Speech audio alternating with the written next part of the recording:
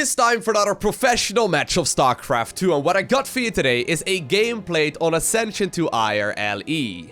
Spawning here in the bottom right hand corner of the map and playing with the red Zerg drones, we have none other than the very first player for this match, and she goes by the nickname of Scarlett.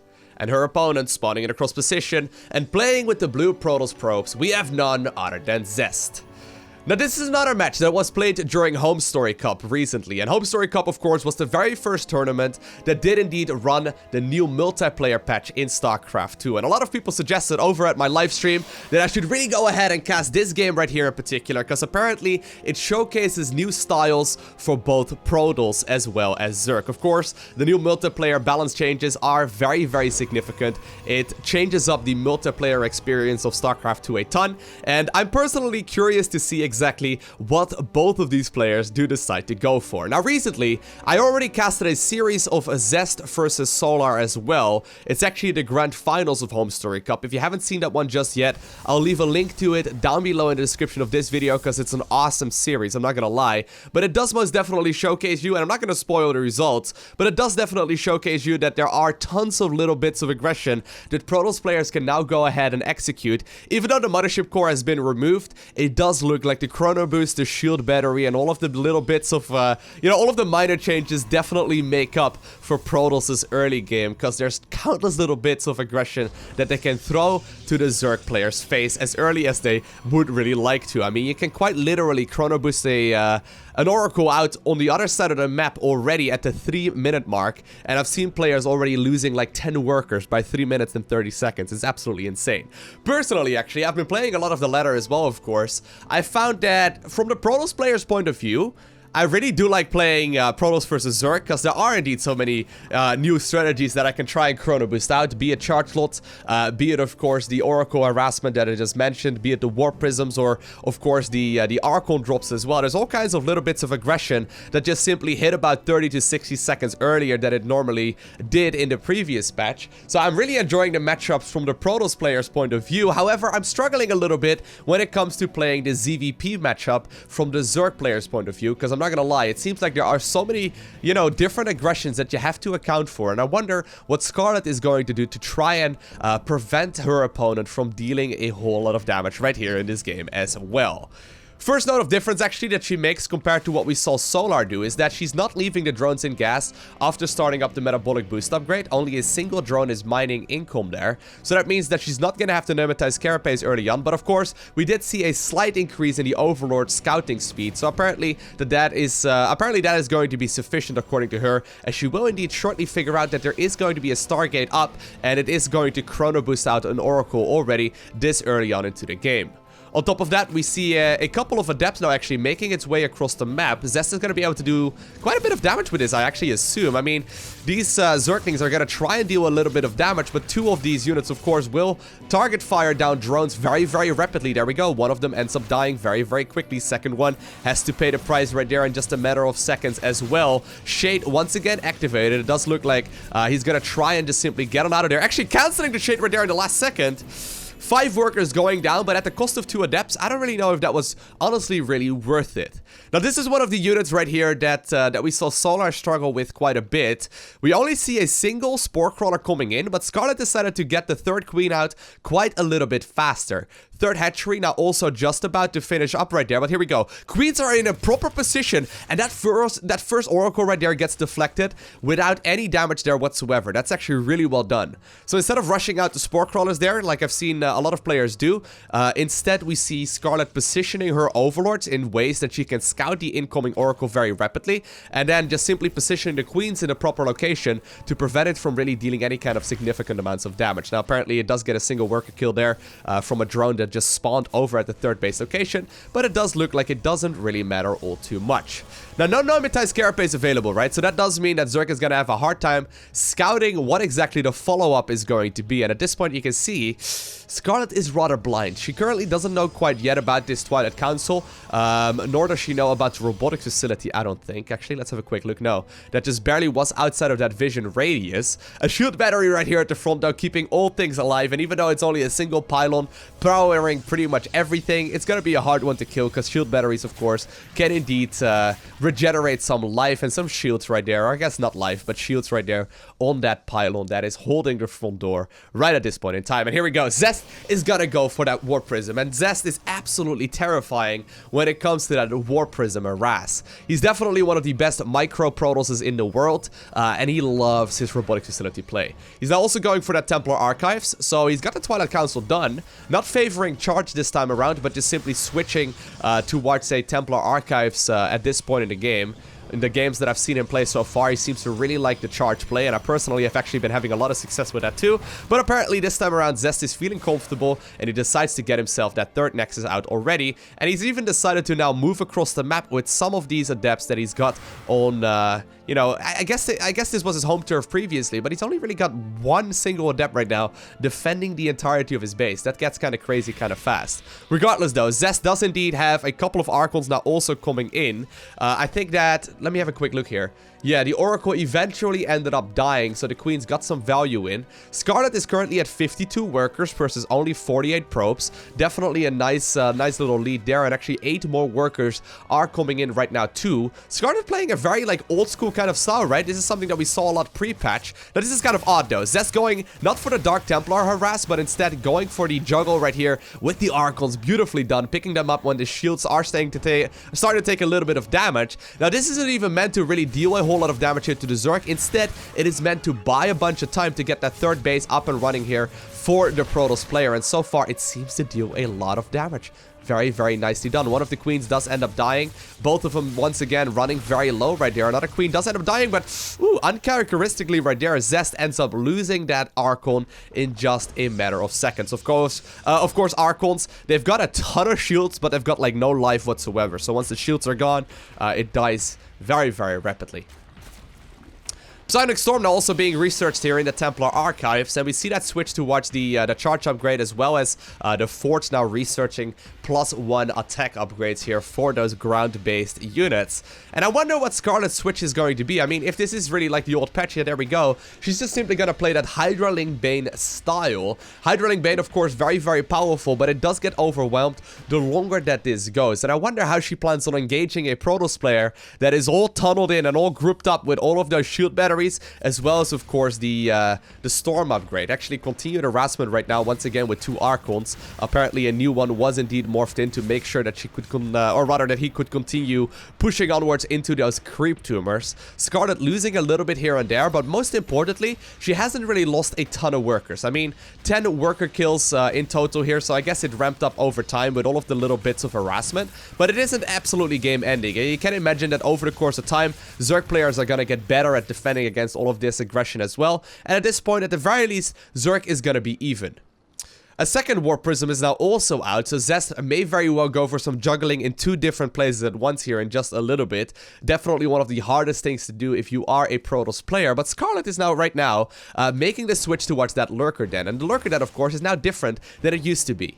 Lurker Den no longer morphs off of a Hydralisk Den, instead it morphs off as a different building altogether, and that means that you can get the Hydra upgrade as well as the Lurker Den started at the exact same time. It's a massive deal, because it allows you to go for not only a Lurker timing push, but just a little bit more safety, because you can switch from Hydralisk, because you always want to get the upgrade for the Hydralisk first, from Hydralisk into Lurkers about a minute or so faster than you could in the past, and it does add up very, very quickly. As a matter of fact, I wonder if this is going to be like the classic 4-base timing push here for Zest. I wouldn't be surprised if he goes for that Archon Immortal Zealot push here in just a little bit. As a matter of fact, I think that Scarlett may very well have Lurkers out in time to try and deal with this push that Zest seems to be making up for right now. And that would be a really cool little play. Lurkers, of course, definitely a powerful unit, can easily be overwhelmed as well, but it deals a ton of damage, in particular if you manage to snipe all of those observers. It does look like Scarlett is actually currently looking for all of those, but the ones that are out on the map currently have indeed been, you know, at the very least safely hiding off in a corner.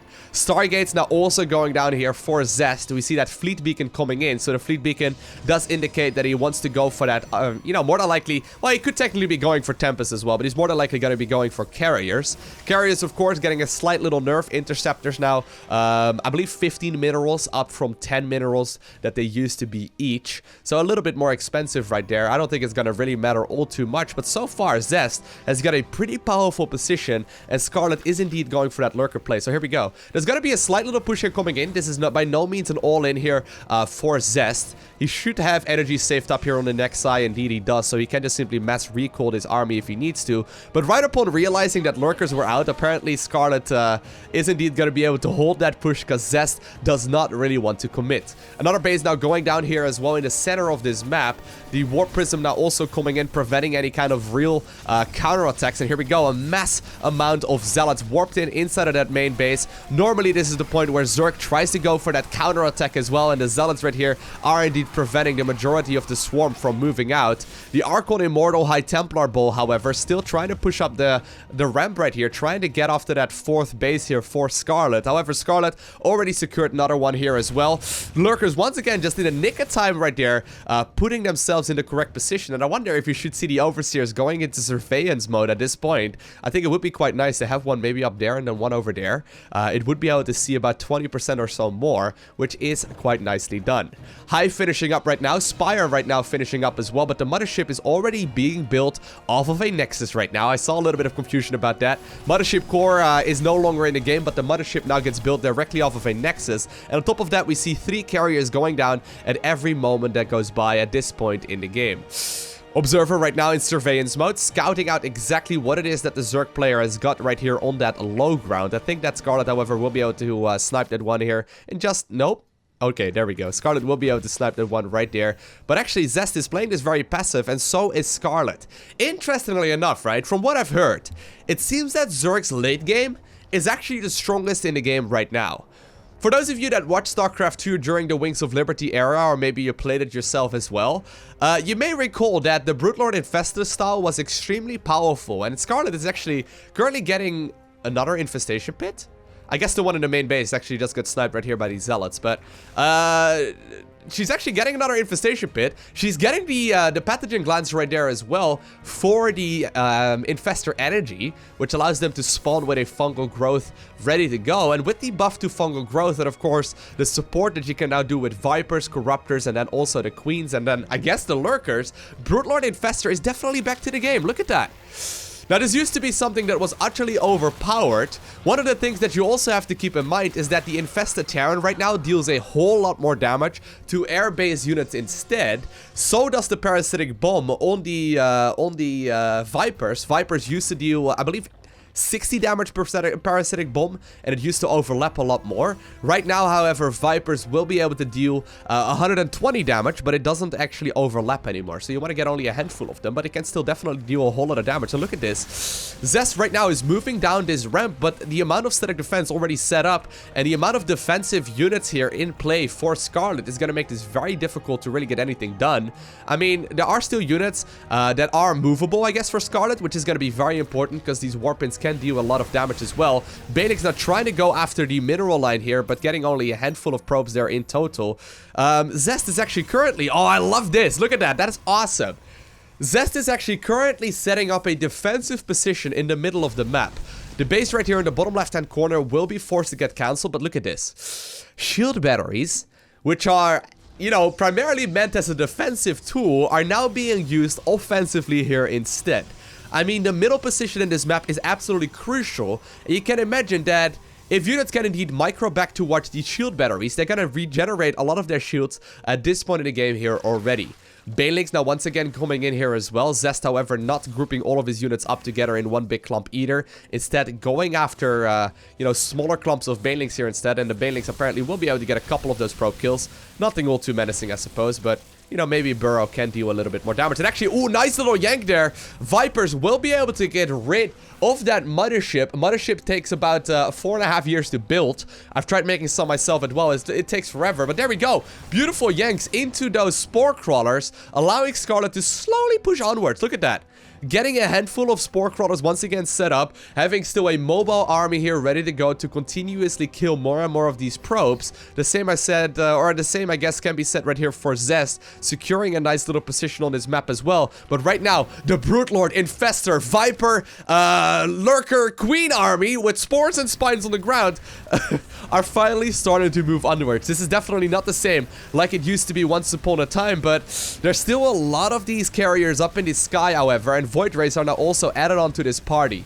The upgrades are looking solid here for both players, and the longer that this goes on, right, the scarier this army will indeed become for Zest. However, Parasitic Bomb, as well as Fungal Growth, as well as, of course, all of these infested Terrans can indeed wreck this army rather quickly. The thing is, of course, that the High Templar, with their feedback as well as the Storms, can indeed get rid of this army very rapidly as well. So this is going to be a micro battle to the max. Neither player really wanting to commit to this engagement just yet. Look at that beautiful little play there by the High Templar, positioning them, trying to go for that feedback. Of course, the infested Terrans will be able to get thrown up on that high ground, but a Storm shuts them down before they can deal any kinds of menacing damage. You saw that nice little green spit of acid right there from the infested Terran. That is its new ability. It deals like 4 times as much damage to air as it ever did, you know, back in the day, but it does mean that it can get cleaned up very, very rapidly. And right now, with the switch towards Tempest, I like this move a lot here from Zest. He's gonna be able to pick off those Brood Lords with relative ease, and Zest is indeed maxing out here in just a couple of seconds once these units do indeed end up spawning. 7 more Infestors, however, on that production tab. It does look like Scarlett was more or less using the Lurkers as a stepping stone towards this Brood Lord Infestor ball. And I really can't say how this is gonna go. I mean, it does look like Zest is very well turtled up here up on that ramp, right?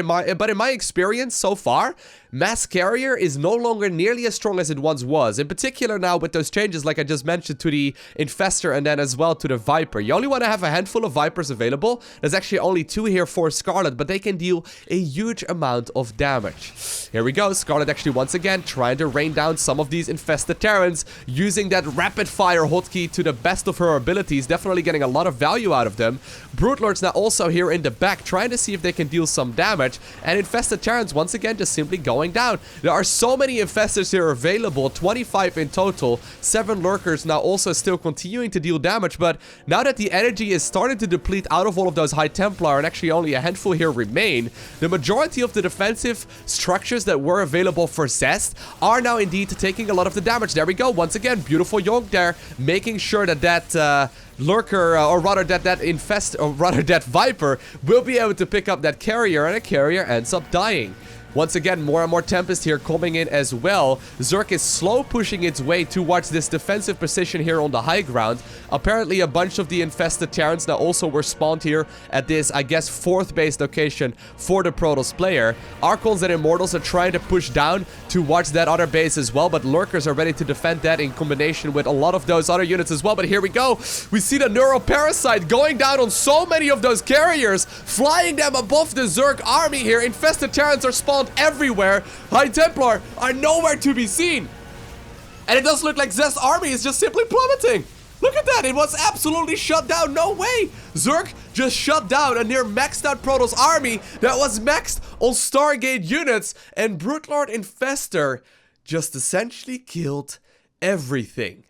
Now, of course, right, there were a lot of moving parts there as well. I mean, other engagements going down at the exact same time as well. Lurkers were necessary to try and climb up that Zerg ladder of tech. You know, these run-bys with the Zerglings and the Banelings, and then, of course, the War Prisms being such a pain as well.